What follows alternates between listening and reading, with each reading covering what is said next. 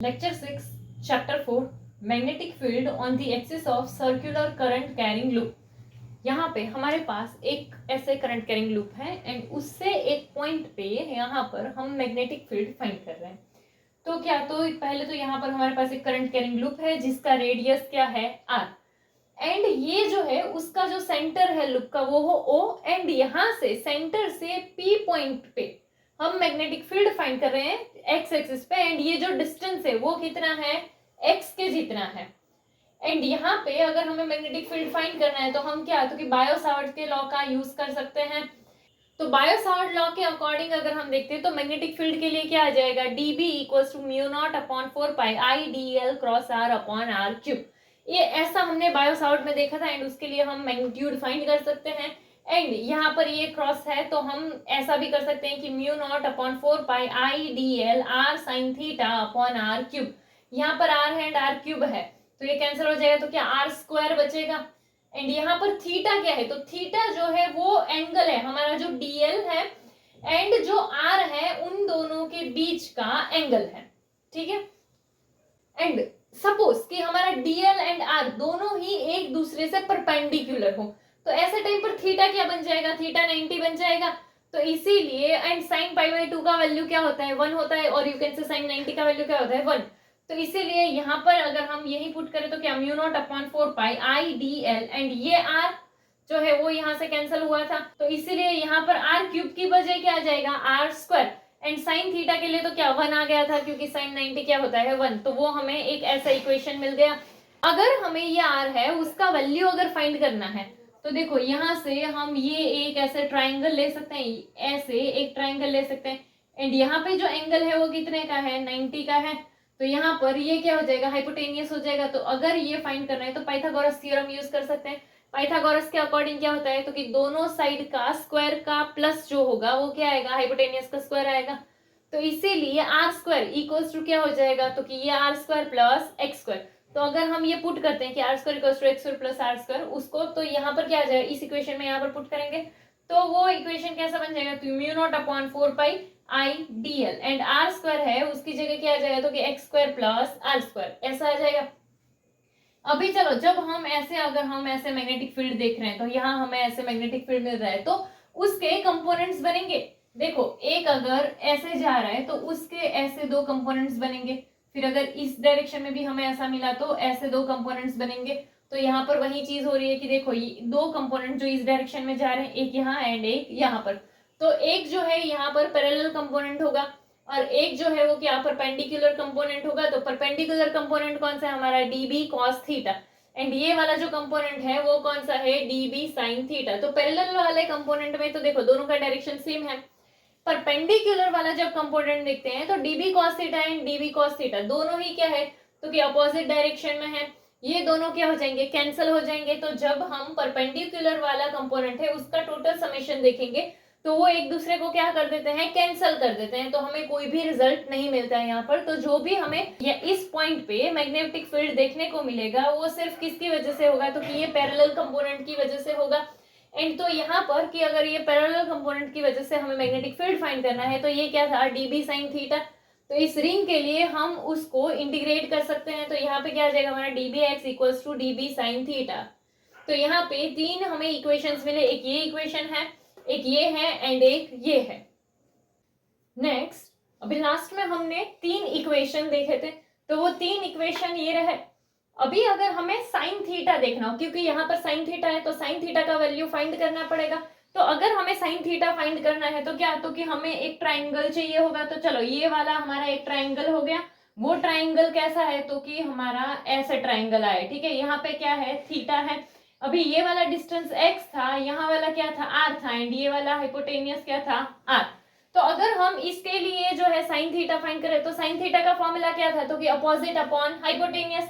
तो अपोजिट यानी क्या आ जाएगा, तो कि r, क्योंकि यहाँ थीटा है उसके सामने वाली साइड यानी ये है तो वो क्या आ गया, r आ गया, अपॉन हाइपोटेनियस। अभी ये क्या था, r था। अभी इसके पहले वाले में जो हमने देखा था उसमें एक चीज देखी थी, वो क्या था, तो कि r square equals to r square plus x square ऐसा देखा था।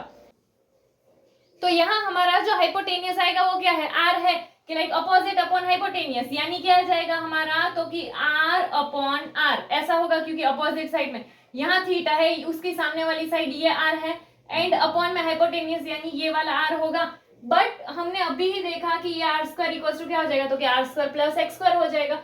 तो यहाँ पर तो r स्क्वायर है, तो क्या करना है, स्क्वायर हटाना है। तो स्क्वायर हटाने के लिए क्या कर देते हैं, यहाँ पर इसकी पावर ऐसे हाफ कर देंगे तो स्क्वायर रूट निकल जाएगा, कि लाइक दोनों साइड स्क्वायर रूट निकालना पड़ेगा, तो यहाँ r आ जाएगा एंड यहाँ पर ऐसा आ जाएगा। तो ये r की जगह पर हम ऐसा वैल्यू भी तो पुट कर सकते हैं। तो देखो इसीलिए क्या है, तो कि r अपॉन में r square plus x square की पावर हाफ।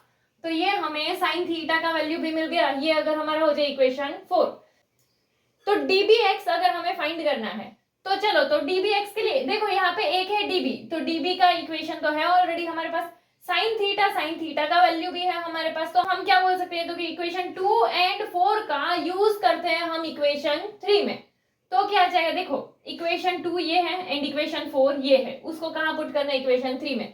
तो चलो dbx db की जगह ये वाला इक्वेशन आ जाएगा, यानी क्या, तो कि म्यू नॉट अपॉन 4 पाई आई d l x square plus r square. फिर साइन थीटा है, तो साइन थीटा के लिए क्या आ जाएगा, तो कि यहां से ये लिख देंगे r upon x square plus r square की पावर हाफ।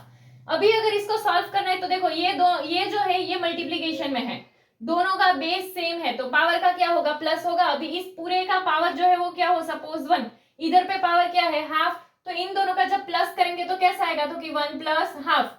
यहाँ पर डिनोमिनेटर इक्वल करना पड़ेगा, ऊपर नीचे 2 से मल्टीप्लाई करेंगे तो एंड यहाँ पर ये जो है दोनों का डिनोमिनेटर सेम आ गया तो 2, एंड यहाँ पर 2 1 जा 2 एंड ये प्लस 1, 2 प्लस 1 क्या आ जाएगा 3।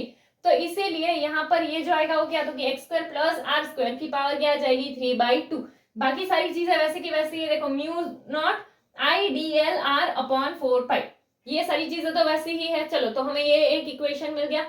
अभी ये तो जो है हम कोई एक एलिमेंट के लिए फाइंड कर रहे थे। अगर हमें टोटल मैग्नेटिक फील्ड चाहिए, अगर हमें एक्स डायरेक्शन में टोटल मैग्नेटिक फील्ड चाहिए, तो क्या कर सकते हैं, तो कि जो ये हमारा है इसको इंटीग्रेट कर दे। तो इसीलिए क्या जाएगा, तो कि इंटीग्रेशन ऑफ dbx। जब हम ये लिखते हैं इंटीग्रेशन ऑफ dbx, यानी क्या, तो कि ये जो पूरा टर्म होगा ना, इसका हम क्या करेंगे, ऐसे इंटीग्रेशन करेंगे। तो इसमें इंटीग्रेशन के लिए क्या, तो कि सिर्फ dl ही बचेगा, बाकी सारी चीजें तो क्या कांस्टेंट निकलेगी। तो इसीलिए यहाँ देखो क्या गया, म्यू नॉट आई आर ये जो था वो, एंड अपॉन में 4 pi x square plus r square 3/2, and यहाँ इंटीग्रेशन के बाद बचा क्या, dl। ये सारी चीजें क्या हुई थी, कांस्टेंट निकल गई थी। तो अभी dl है, इसका इंटीग्रेशन देखेंगे अगर हम, तो देखो यहाँ पे ये जो है हमारा अगर ऐसे है, तो अगर हम ये स्मॉल स्मॉल सारे पार्ट्स को मिला ले, सबका सम करेंगे तो क्या बनेगा, एक पूरा सर्कल बनेगा। तो सर्कल का ही हम जो है सर्कमफरेंस ले ले तो चलेगा, तो क्या आ जाएगा 2 पाई r आ जाएगा, एंड ये जो है r हमारा रेडियस था, तो यहाँ पे ये जो है क्या आ गया 2 पाई r, क्योंकि इस पूरे का जो इंटीग्रेशन होगा वो क्या, तो कि एक सर्कल कंप्लीट हो जाएगा, तो इसीलिए 2 पाई r आ जाएगा। चलो, तो ऐसा मिल गया। अभी दूसरा क्या होगा, तो कि यहाँ पे है 2, यहाँ पे है 4, तो 2 2 जा 4, पाई पाई कैंसल हो जाएगा। चलो, तो बचा क्या, तो कि ये म्यू नॉट आई, फिर यहाँ r इंटू में r इंटू आर क्या हो जाएगा r स्क्वायर, अपॉन में यहाँ पर क्या आया था 2 x square plus r square 3/2। तो ये एक इक्वेशन बन गया। अभी अगर हमको इसको वेक्टर फॉर्म में लिखना है, तो वेक्टर फॉर्म के लिए क्या आ जाएगा, तो कि यहाँ पे वेक्टर एंड एक्स एक्सिस की डायरेक्शन में था, एंड एक्स एक्सिस की डायरेक्शन के लिए क्या आ जाएगा आई कैप। देखो आई कैप क्या है, तो कि वो एक्स एक्सिस की डायरेक्शन का यूनिट वेक्टर है। अगर हम इसके लिए डिफरेंट डिफरेंट केसेस देखें, जैसे देखो फर्स्ट केस क्या है, तो कि number of turns are n, जैसे ये है, अभी ऐसे सपोज कि ऐसे हमारे पास ऐसे नंबर ऑफ टर्न्स हो जो कि क्या हो n, तो उतने टाइम्स हो जाएगा। तो इसीलिए देखो हमारा था क्या, तो कि mu naught i r square upon में 2 x square plus r square की पावर 3/2 तो था ही, बट n टर्न्स है, तो n टर्न्स के लिए यहाँ क्या आ गया n। चलो, तो ये हमें किसके लिए मिल गया, कि अगर सपोज हमारे पास n नंबर ऑफ टर्न्स आए हुए हैं तो उसके लिए इतना मिलेगा।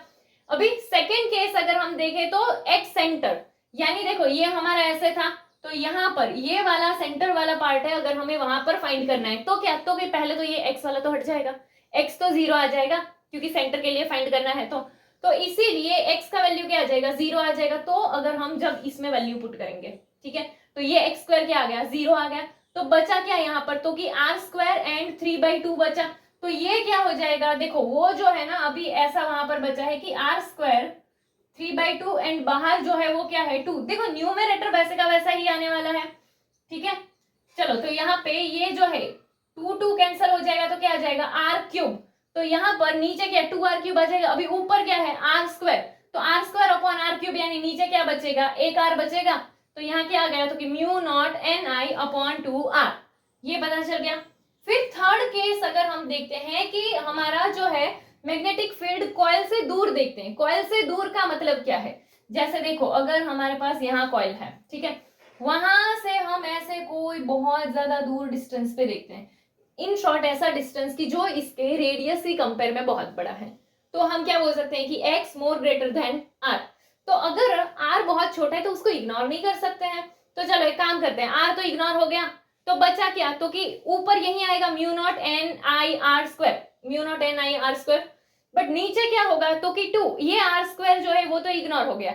यहाँ पर बचा क्या है x² एंड x² के साथ पावर में क्या है 3/2। तो यहाँ पर भी वैसा हो जाएगा कि देखो x² है एंड क्या है 3/2, 2 कैंसिल हो जाएगा तो क्या x³ आ जाएगा एंड यहाँ पर जो 2 था वो तो 2x³ ऐसा हो जाएगा।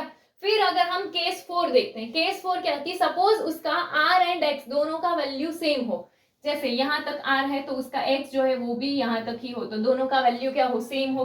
दोनों का वैल्यू सेम हो गया यानी क्या बोल सकते हैं, तो कि x इक्वल्स टू r। तो ऐसे टाइम पर क्या कर सकते हैं, तो कि देखो हमारा फॉर्मूला तो यही था, बट r एंड x दोनों इक्वल है, तो ये x की जगह क्या लिख देते हैं, r लिख देते हैं। तो क्या आ जाएगा μ0 ni r² upon 2 r² plus r² 3/2। तो r² प्लस r² यानी क्या आ जाएगा 2r² आ जाएगा। तो न्यूमरेटर में क्या था, तो कि μ0 ni r² अपॉन में 2 एंड साथ में क्या आ जाएगा, तो कि 2r² की पावर 3/2 ऐसा आएगा। अभी ये 3/2 जो पावर है वो दोनों के लिए होगी, तो क्या बोल सकते हैं, तो कि यहाँ पर क्या हो जाएगा, ये μ0 ni r² वैसे का वैसा रहेगा, यहाँ 2, फिर 2 की पावर क्या आ जाएगी, तो कि 2 की पावर 3/2 एंड यहाँ पर r² है एंड उसकी भी पावर क्या हो जाएगी 3/2, 2 कैंसिल यानी क्या आ गया r³ एंड यहाँ पर r³ है, यहाँ r² है, तो एक जो है वो कैंसिल हो जाएगा, नीचे क्या एक r बचेगा एंड यहाँ पर क्या था 2 था एंड 2 की पावर 3/2 है, तो यहाँ 2 की पावर क्या होगी, तो कि 1 होगी एंड यहाँ पर 2 की पावर क्या है 3/2। दोनों का बेस तो सेम है तो पावर का क्या कर सकते हैं, प्लस कर सकते हैं।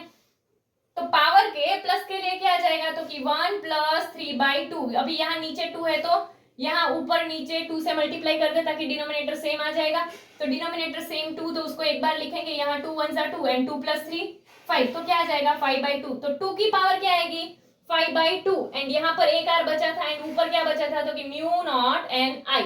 ये सारी चीजें पता चल गई। सिर्फ 4 केसेस देखते हैं एंड उस 4 केसेस में क्या है, तो कि पहले तो n नंबर ऑफ टर्न्स के लिए हो एंड फिर सेकंड केस क्या देखा, तो कि सेंटर के लिए, थर्ड केस क्या देखा, तो कि बहुत ही ज्यादा दूर डिस्टेंस पे एंड फोर्थ वाला क्या देखा, तो कि x एंड r जब दोनों इक्वल हो एंड ये वाला हमने इक्वेशन पूरा किया है। ये वाला फॉर्मूला याद रखना है कि मैग्नेटिक फील्ड के लिए नॉर्मल फॉर्मूला क्या होता है, तो वो ये वाला आएगा।